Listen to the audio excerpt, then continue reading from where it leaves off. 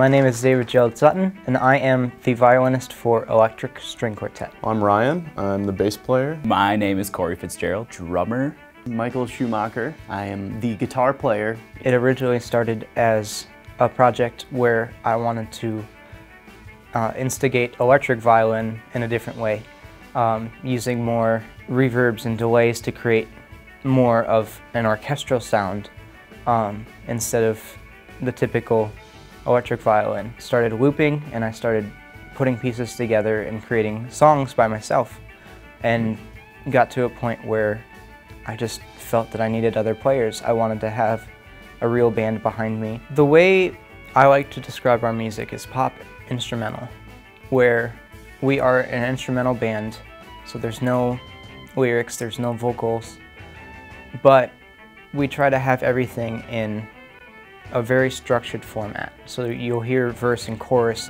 We also get a chance to really be experimental in that process without kind of alienating the audience. Very ambient, but not to the point where you can't feel a pulse. It's a very natural flow, and that's kind of the whole vibe I go for with this band. It's very emotional, cinematic. The basic sound that we go for is creating this huge cinematic texture underneath, a lot like film scores, of loops, of effects. I have a lot of very low volume cymbal swells, then all the way up in the range of this band to full bore, like slamming as hard as I possibly can style drumming. It's whatever that emotion in that particular song or that particular section of the song calls for. For me, it's just, not having a vocalist. I get to take that role, and where, our melodies are kind of set and everything. A lot of the time I like to have different inflections on the melody and change up a few things, have a different run in there, just to, simulate that vocal, change to what they're doing and making it different and making it really apparent, and yet still sticking to the melody as well. So I guess half improvisation and then half really concrete, especially when it comes to the loop, because each time it's always the same.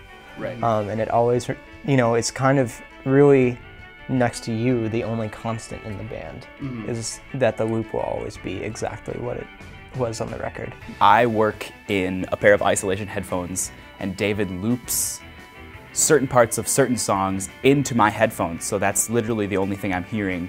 Most of the time I'm kind of in my own world, driving to the recorded loop that David lays out for me. A lot of opportunities for me to really get creative and do things that accent, harmonic ideas that David has. Our gear is really important to us. Our sound is very diligent, and we really try to take every aspect and make it perfect for our show.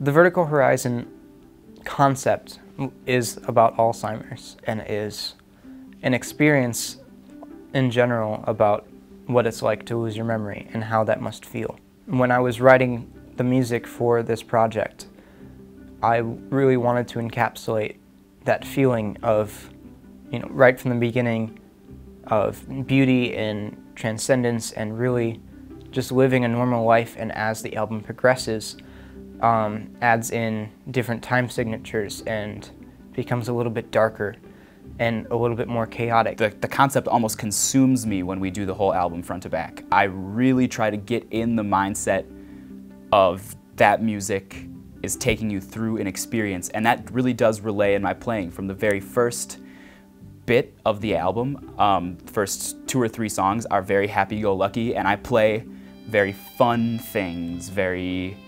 not light, obviously. Some of them are loud, but they're lighthearted, and I'm not feeling the tension quite yet, not quite the anger, and then almost taking myself to a darker place and starting to do things that make a little less sense or that push me in a way to add tension. There's one where we're using kind of like a lo-fi sound with our effects, and it's almost as if the fidelity of your memories are slowly degrading, and you can hear that in how, you know, we play a note and it sounds crystal clear, and then all the delays that happen afterward are slowly degrading and sounding more digital and crunchy and nasty, and I feel like it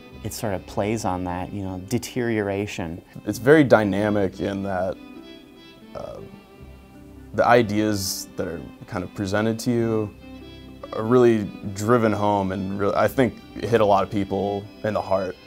I've had a lot of friends that have gone through, you know, Alzheimer's with their grandparents, and they've seen, you know, loved ones forget who they were. A few years ago, my grandpa went through the same thing. I have also experienced that with my own grandmother, and I wanted to create something that encapsulated that really honored her and the others that have gone through this disease.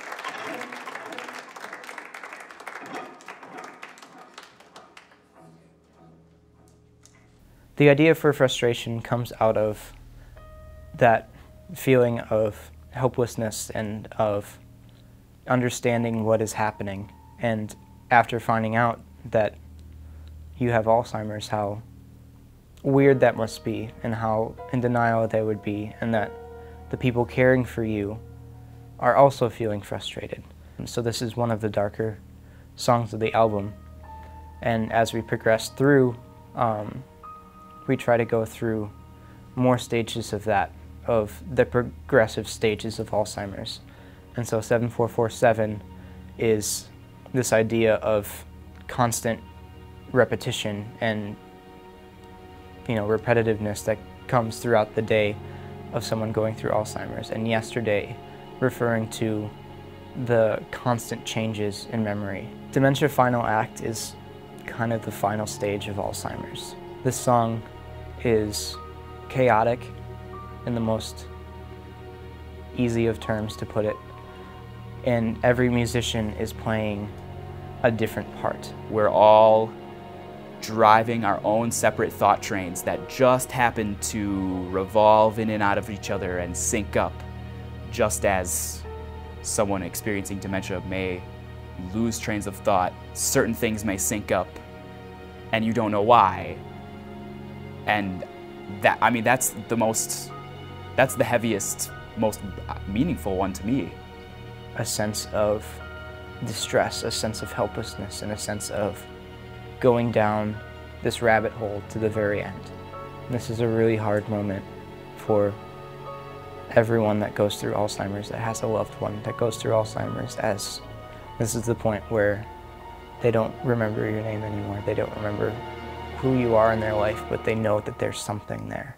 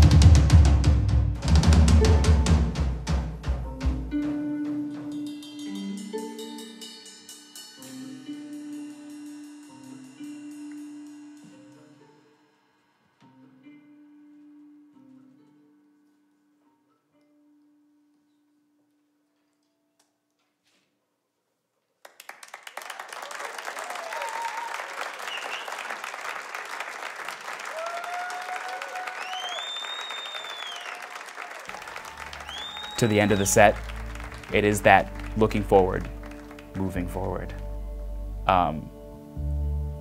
The light at the end of the tunnel, the hope. This idea that even though that they've lost their memory, that we can move forward knowing that they are still with us, that even though they have forgotten the idea of who we are, that they still are alive and that they are still here and we can still be there for them. When we get to the end of the album, that's the with the title track, Vertical Horizon, it definitely plays off the feeling that, despite all this, awful stuff that is happening, it's gonna be okay. You're gonna be able to push past this.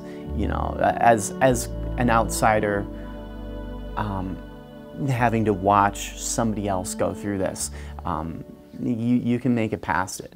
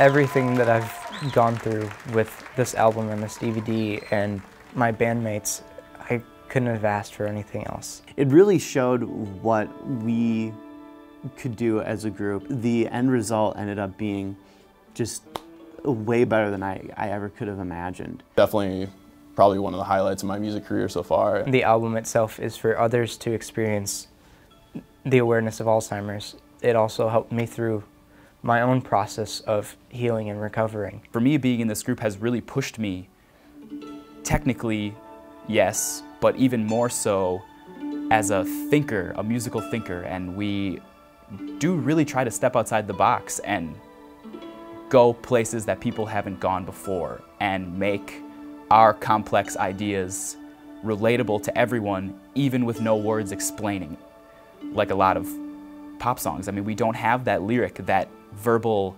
explanation, so we do it through pure emotion.